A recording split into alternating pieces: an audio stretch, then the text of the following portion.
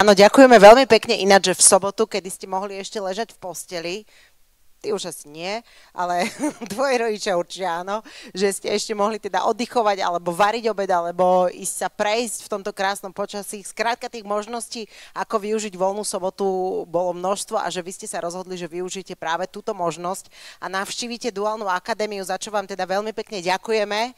A začína sa jeden veľmi zaujímavý a podnetný deň a sme veľmi radi, že budete jeho súčasťou. Ďakujeme, vitajte, dobré ráno.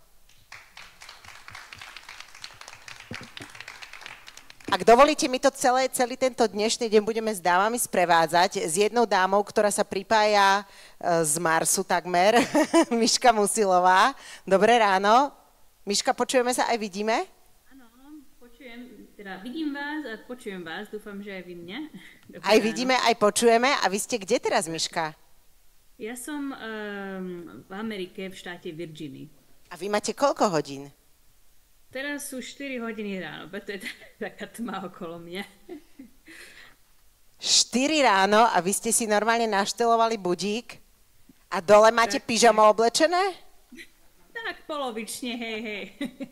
Veľmi, veľmi pekne vám ďakujeme, že ste súčasťou tohto dňa. Teda my sa budeme rozprávať s dávami, ale ešte predtým, ako sa toto celé začne, rada by som vám predstavila predsedničku Duálnej akadémie, ktorá vás teraz privíta. Je tu pani doktorka Renáta Valeková. Vera, ďakujem veľmi pekne za privítanie, za ten nádherný úvod. Milé hostky, milí hostia, sme veľmi radi, že vás môžeme ako Duálna akadémia, ja osobne, že mám túto možnosť privítať vás na tomto dni otvorených dverí, ktorý, ako sme všade oznamovali, tak je to nie len pre dievčatá, ale dnes je skutočne hlavne pre dievčatá. My sme v spolupráci s nadáciou Volkswagen Slovakia začali iniciatívu Som expertka, ktorej cieľom je prilákať dievčatá do sveta techniky, prilákať ženy do sveta techniky a otvoriť trošku širšie obzory.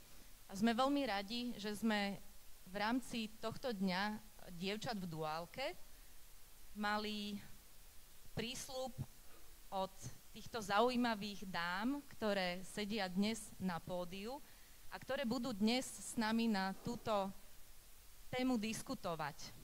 Takže dovolte mi, aby som okrem pani doktorky Mišky Musilovej, ktorá teda naozaj z veľkej diaľky sa k nám pripojila, privítala pani inžinierku Evu Stejskalovú, výkonnú riaditeľku firmy Microstep. Vítajte. Dobrý deň, ďakujem za pozvanie. Dovolte mi privítať ďalej pani inžinierku Adrianu Galisovú, manažérku kvality spoločnosti SE Bornece, Slovakia. Vítajte. Ďakujem veľmi pekne za pozvanie. Dobrý deň. A bohužiaľ, kvôli ochoreniu pani profesorky Radičovej ju dnes privítať nemôžeme, ale som veľmi, veľmi rada, že máme možnosť takto privítať pani riaditeľku našej súkromnej strednej odbornej školy automobilovej Duálna akadémia, pani inžinierku Annu Špačekovú. Vítaj, Anička. Ďakujem. Verím, že dnes nás úžasnými podnetnými diskusiami bude sprevádzať vtipne Vera. Nielen vtipne, ale zaujímavo. Tieto diskusie majú otvoriť naše mienky, naše názory a majú naozaj ukázať možnosti a smer. Ich cieľom je, tak ako som už spomínala, prilákať dievčatá a ženy do sveta techniky. Sme veľmi radi, že túto aktivitu okrem iného podporil aj člen predstavenstva pre personálnu oblasť spoločnosti Volkswagen Slovakia, pán Kaj Linenkol, ktorý nás takisto online pozdravil, takže tešíme sa na diskusiu a už prenechávam slovo Vere. Nech sa páči. Ďakujem veľmi pekne. Vy sa natlieskate dnes ináč. Ďakujem. Podľa mňa poďme rovno do praxe. Ja navrhujem do praxe, teda, ktorú vy tu zažívate na každodennej báze. Začneme Oliviou. Si tu? poď, buď taká dobrá, Olivia je vlastne tvár celej tejto iniciatívy, som expertka. Ja ti želám dobré ráno, keby si nám spravila také zhrnutie, že koľko žiakov má duálna akadémia, z toho koľko je dievčat, koľko je chlapcov, koľkatačka si, a keby si nám povedala aj niečo o sebe, nech sa ti páči. Dobrý deň prajem, tak teda som Olivia, som študentkou duálnej akadémie, som v 2. ročníku momentálne, takže tu teda praxujem. Duálna akadémia má momentálne 372 žiakov, z toho len 2% dievčat, preto sme vlastne aj dnešok využili na to, aby sme tým dievčatám ukázali, že je to vhodná cesta a že je to možnosť, ako tu študovať a prečo je to dobré, prečo je to prínosom. Prax prebieha vlastne tu v týchto dielňach, ktoré ste si mohli všimnúť. Praxujeme tam odbory, ako sú napríklad autotronik, mechanizačná technika, mechatronici, elektrikári, chladiarenské zariadenia, takže naozaj odborov je hodne. Učíme sa tu samostatnosti, máme tu vlastne odborných majstrov, ktorí nám vždy vo všetkom pomôžu a radi nám vysvetlia každú jednu vec, ktorú potrebujeme vedieť. Učíme sa tu vlastne týždeň škola, týždeň prax, takže ten praxový týždeň tu trávime celý čas od rána vlastne až do obedných hodín, kedy sa učíme samostatnosti, ako som spomínala, a máme vlastne príležitosť vďaka aj Volkswagenu a iným firmám, za čo by som sa chcela poďakovať, mať naozaj moderné priestory, mať vlastne príležitosť vyskúšať si to priamo tu, s tým, že vlastne máme možnosť mať to v rukách, dostať to do hlavy. A týmto by som chcela pozdraviť aj vlastne všetkých zamestnávateľov a všetkých aj študentov, aj vlastne majstrov a poďakovať im za to, že tu všetci spolu takto tvoríme vlastne súhru. A chcela by som ešte povedať teda naozaj ešte raz dievčatám, že bola by som naozaj rada, ak by teda prišli, lebo sme tu a snažíme sa ukázať vlastne všetkým, že sa to oplatí a že to stojí za to. Ďakujem. Ty si super! Počúvaj, tvoj odbor je presne čo? Autotronik. Tvoj odbor je autotronik. Dobré ráno vám želáme. Zatiaľ ste neprišli o nič také zásadné. Olivia vás pozdravila a predstavovali sme hosti, čiže ja vám to potom môžem dorozprávať, keď bude priestor, keď bude prestávka. Autotronik študuješ, to je odbor, ktorému ty si sa rozhodla venovať. Prečo? Lebo teraz akože aj keď ťa počúvam, aj keď sa na teba pozerám, ty by si mohla robiť, Olivia, že čokoľvek. Ďakujem veľmi pekne. No, tak od malička ma ťahali tie autá, takže ja som sa nejak k tomu chcela vrátiť v podstate, aj keď teda som bola často od toho nejak odtiahnutá alebo nejakým spôsobom od toho odraďovaná. Ale teda som hrdá, že som sa k tomu dostala a aj som pri tom vydržala. Študujem teda, aby som bola presná, opravu a diagnostiku aut, mám v tom zahrnutú aj elektriku, takže naozaj všetko. Držím sa toho od malička, veľmi ma to baví, napriek tomu, že teda, ďakujem, bolo spomínané, že by som mohla robiť čokoľvek, ale myslím si, že sem patrím a že naozaj som urobila veľmi skvelú vec, že som sa sem dostala a že tu vlastne fungujem. Super, ďakujem ti a budeš teda prítomná aj tu ešte počas dňa, keby sme sa... Určite, keby ste sa niečo chceli aj opýtať, tak kľudne ma zastavte, rada vám odpoviem na všetky vaše otázky. Ďakujem. Dobre, neviem, ako často ti tlieskajú v škole, ale podľa mňa toto bude ten moment, kedy by ti mohli všetci zatlieskať. Olivia, expertka. Ďakujem. Tvár tejto iniciatívy, to je ona na tej fotke. Ja. Len aby ste vedeli. Ďakujem tebe veľmi pekne. Ďakujem. Ty si to už ináč načrtla, Olivia, veľmi dobre, že vlastne v tom detstve si sa od malička venovala autám, zaujímali ťa auta, fascinovali ťa auta, opravovala si ich. Miška, vy keď ste boli malá, tak vás fascinoval vesmír, alebo pozerali ste sa akože na tú hviezdnu oblohu a hovorili ste si, že kde je ten Mars? A to by som raz chcela riešiť v živote ako v rámci profesie? Áno, najprv to začalo všeobecne prírodou. Bola som fascinovaná tým, že ako fungujú veci vo svete, hlavne sopky. Som mala úplnú fascináciu so sopkami od takých 7 rokov. Chcela som vedieť, prečo vybuchujú, čo sa stane, keď vybuchnú, koľko ľudí to zabije a tak ďalej. Všetko som chcela vedieť. A potom asi rok na to, keď som mala 8 rokov, tak som úplne náhodou spoznala trochu viac vecí o vesmíre. A konkrétne boli sme v obchode s rodičmi, ja som sa nudila, keď nakupovali, tak som si listovala v jednej knižke a natrafila som na kapitolu o planetách Saturn a Jupiter a zrazu som zistila, že majú množstvo všakých mesiacov a na tých mesiacoch by mohol byť nejaký život. A to hneď spôsobilo také iskričky v mojej hlave a hneď som chcela vedieť viac. A od toho momentu som si začala študovať, ako sa len dalo v tom čase. Nedalo sa tak ľahko hľadať cez internet, ale našťastie ma rodičia podporili, že mi kupovali knižky o vesmíre a sem pozerali rôzne aj sci-fi filmy spojené s vesmírom. Potom som sama začala tvoriť poviedky o mimozemšťanoch, ktorí by teoreticky mohli žiť na týchto mesiacoch alebo inde vo vesmíre.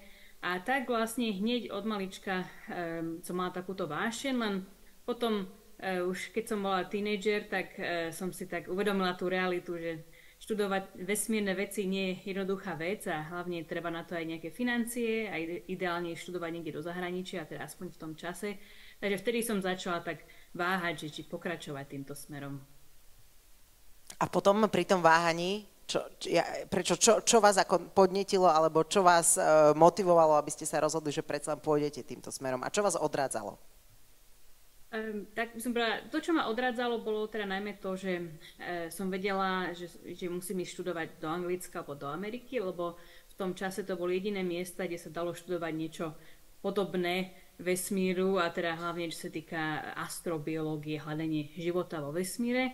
Ten odbor sa v tom čase nedal študovať len tak na univerzite a musela som si k tomu vytvoriť vlastnú cestu. A najbližšie tomu boli planetárne vedy, takže kombinácia geológie a astrofyziky.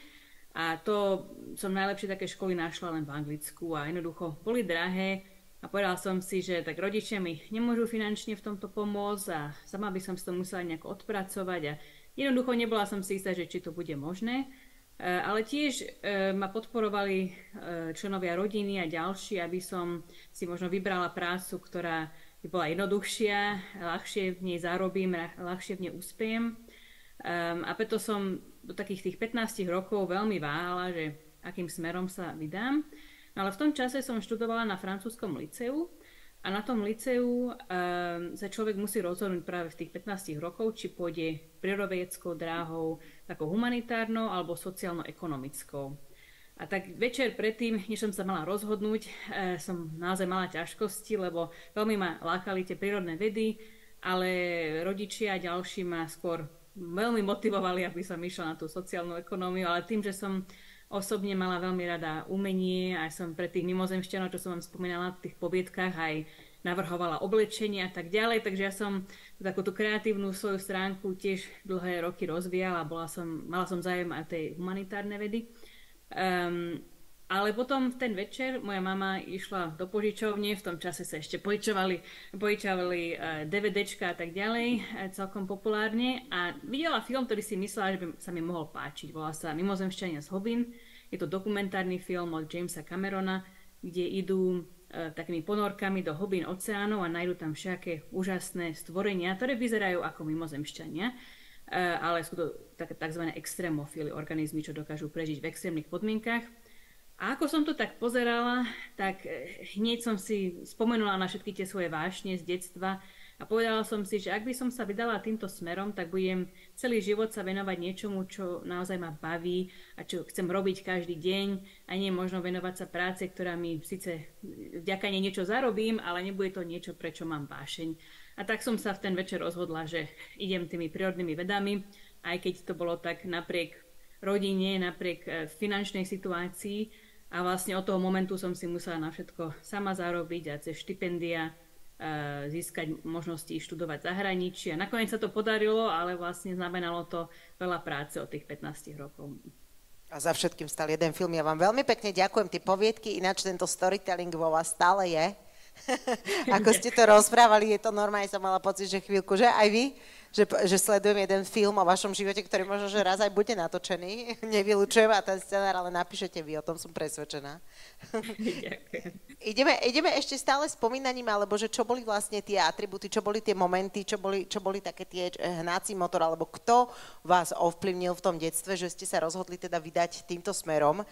Pani Galicová, len ešte zopakujem, že vy ste manažérka kvality a pre značky Porsche, Audi, Seat, Škoda, Mercedes-Benz, víťazka kategórie Top manažér kvality Slovenskej republiky 2015. Áno, ďakujem pekne za otázku. Tak ja myslím si, že môžem potvrdiť tak ako Olivia, že úplne najlepšie je, keď od detstva máte ten podnet, máte ten pozitívny vzor. Ja osobne v mojom príbehu sú moji rodičia.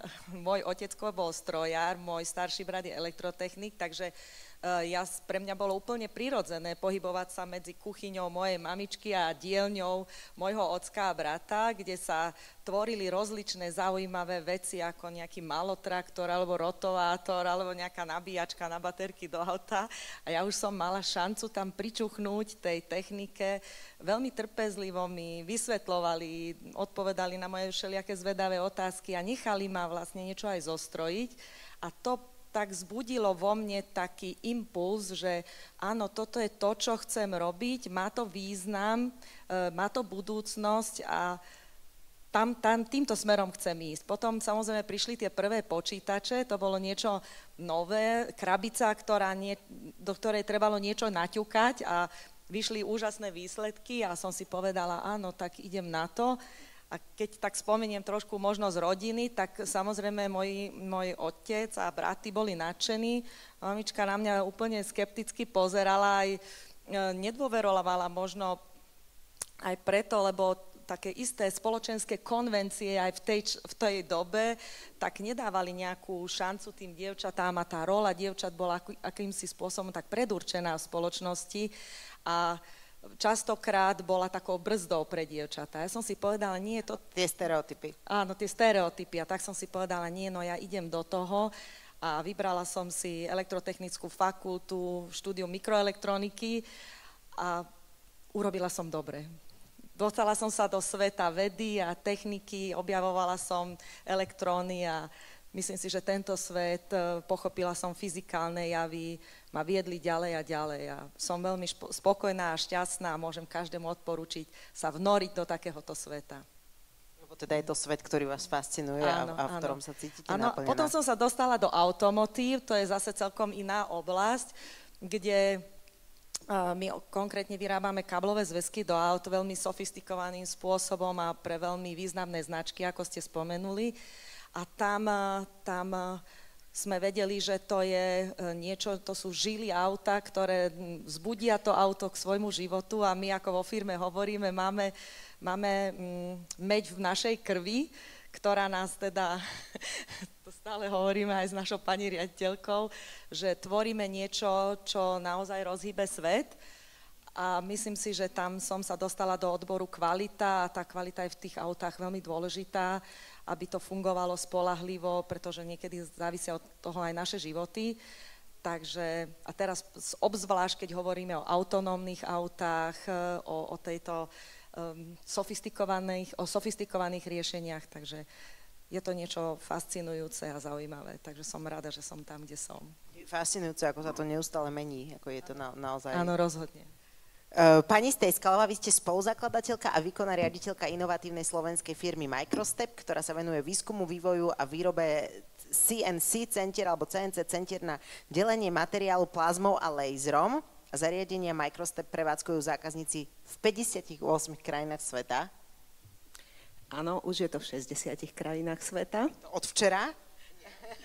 Nie, to už máte dlhšie. Úžasné. A čomu ste sa vy chceli venovať, keď ste boli malá a myslíte si, že tamto rodinné zázemie naozaj zohráva takú dôležitú úlohu? Ja si myslím, že zohráva nesmierne dôležitú úlohu a pani Galisová potvrdzuje moju teóriu, že väčšina dievčat v technických oblastiach, ktoré ja poznám, majú bratov, ideálne starších bratov. A viete, skúste sa prejsť obchodom s hračkami. Navštívte chlapčenské oddelenie a navštívte dievčenské oddelenie. V dievčenskom nájdete bábiky, hrnčeky, koníky, aby ste im mohli česať vlásky. A v chlapčenskom oddelení nájdete stavebnice, tvorivé hračky. No a tie dievčatá, ktoré sa narodia do toho k tým chlapčenským hračkám, tie od detstva získajú vzťah k tým tvorivým činnostiam. Zaujímavá teória. Olivia, si tu? Je tu ešte Olivia? Má brata? Staršieho brata má? Potvrdila som vaša teória. Vidíte, škoda, že tu nie je profesorka Radičová, túto sociologickú teóriu by mohla ďalej rozpracovať. Na papieri, hej?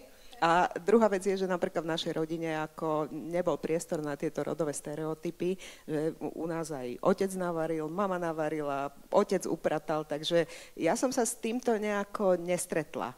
A ja som aj celú základnú školu napríklad som absolvovala zameranú na jazyky, ale ja som bola tiež ten typ, že môžete robiť všetko, okrem teda umenia, lebo nevedela som kresliť, nevedela som pekne písať, ale v podstate ako ten záber som mala široký a ešte v 3. ročníku strednej školy som nevedela, kam sa budem uberať. No ale musím povedať, že je to vplyv nielen rodiny, ale je to vplyv aj školy. A je veľmi dôležité, aby ste narazili na ľudí, ktorí vás, nie že nasmerujú, ale ktorí sú takým tým role modelom pre vás. Ja som chodila na strednú školu na gymnázium Jura Hronca tu v Bratislave a po základnej škole zameranej na jazyky som si zvolila informatiku. No a môjim stredoškolským profesorom informatiky bol pán Ondrej Demáček, ktorý získal aj ocenenie prezidentky Čaputovej práve za výchovu mladej generácie. No a ten tiež nerobil rozdiel. Chlapci, dievčatá, vďaka nemu sme sa zúčastňovali rôznych súťaží v programovaní, korešpondenčných kurzov a podobne. To znamená, že on v nás vzbudil tento záujem, lebo teda moji rodičia neboli technicky orientovaní. No a potom završilo sa to vlastne tým, že ktorí sme sa nevedeli rozhodnúť, navštívili sme školskú psychologičku a tá mi práve toto vysvetlila, že ak mám záujem o matematiku, ktorá ma teda od detstva zaujímala, že je lepšie sa vybrať tým technickým smerom, lebo tie ostatné schopnosti, keď napríklad cudzie jazyky, alebo to napríklad Olivia tie svoje prezentačné schopnosti, neviem si dosť dobre predstaviť chlapca z 2. ročníka, čo by nám tu takto krásne porozprával o škole, tak tieto schopnosti využijete aj v tých technických oblastiach. Zatiaľ, čo keď sa pustíte do oblasti čisto humanitnej, tak ten váš záujem o techniku, matematiku je stratený. Takže ja som pokračovala štúdiom na elektrotechnickej fakulte, študovala som technickú kybernetiku. Doteraz mi nie je jasné, prečo som nešla informatiku študovať, ale môj brat tiež študoval elektrotechniku, takže asi ten vplyv tam bol. No a napriek tomu, že ešte počas tej školy som lavírovala, venovala som sa tlmočníctvu, prekladateľstvu, ale samozrejme výhoda bola, že som rozumela technickým predmetom. Takže podľa mňa toto je veľmi vážne aj pre dievčatá, ktoré sa rozhodujú, že keď idete vyštudovať, to neznamená, že vy budete stať vo výrobe, budete v montérkach, aj keď aj to je krásna práca, ale je celé spektrum povolaní, kde tie technické vedomosti sa vám zídu. Vy robíte v marketingu, v predaji, proste čokoľvek, ale pokiaľ nemáte technické vedomosti a chcete byť v tomto segmente priemyslu, tak je to veľmi náročné. Veľmi ťažko si zjednať tú autoritu, keď viete, tí chlapci vidia, že vy tomu nerozumiete a oni to radi využijú zase. A určite aj vice versa. A teraz ma zaujíma, pani riaditeľka, váš pohľad. Či si myslíte, že naozaj je tam kľúčová tá podpora, alebo teda vyrastanie v zázemí, v rodinnom zázemí, kde majú vzťah k týmto technickým záležitostiam, dielňu, kde si zvára starší brat s otcom, alebo to vôbec tak nemusí byť? Alebo čím si vy vysvetľujete, že vlastne len 2% študentov na duálnej akadémii sú dievčatá? Tak ja ako za školstvo som tu a moja taká úvaha sa uberala tým smerom, že za posledných 30 rokov v našej spoločnosti došlo k obrovským zmenám, ale došlo aj k tomu, že sa stratila taká prestíž technického štúdia, že každý chcel ísť na právo, na žurnalistiku, študovať jazyky a smerom k technike to bolo také trošičku zaznávané. Už aj v tom strednom odbornom školstve boli všelijaké nesystémové zmeny, tá úroveň upadala dosť veľmi a veľa faktorov v tom hrá rolu, že momentálne bojujeme s niečím, čo je v iných krajinách také prirodzené, že veľká časť stredoškolákov je na školách technicky zameraných a menšia časť je na tých školách, ktoré sú humanitne zamerané. My teraz pracne sa vraciame k tomu, čím kedysi bývalo ešte Československo vynikalo svojim systémom technického vzdelávania. A tie podmienky nie sú jednoduché. Viete, že priemysel by mal podporovať to technické školstvo, mal by sme vzdelávať ľudí priamo pre potreby trhu a celé je to také ešte nie... Je to také trošku vágne, že keď nastupuje študent do prvého ročníka, tak vlastne ho pripravujeme pre svet, ktorý bude o 5 rokov a ako urobíte prognózy, že čo bude o 5 rokov naozaj potrebné. To nie je jednoduché a preto som veľmi rada, že teraz pozorujeme naozaj taký shift, také prikláňanie sa znova k tým stredným technickým odborom, ktoré potom posúvajú buď človeka už pripraveného do praxe, alebo na Univerzitu technického smeru. Tie možnosti sú tu vždy. A na tú vašu otázku určite pomáha to rodinné zázemie, ale pani Galisová hovorí, že maminka bola trochu skeptická, takže aj záleží na tom, ako sa cíti to dievča, že či to je jej srdcová záležitosť, či cíti, že toto je to, čo chce robiť. Ja som tiež inžinier chémie, takže tiež som technička a musím povedať, že som strašne rada, že máme duálnu akadémiu, ktorá naozaj je na špičke v týchto predmetoch a máme tu vybavenie, budete mať možnosť sa pozrieť, že v akých podmienkach vieme učiť. Máme spoluprácu so stavovskými organizáciami a myslíme si, že dokážeme tých študentov pripraviť na to, aby boli úspešní, či už ako stredoškoláci alebo ako vysokoškoláci.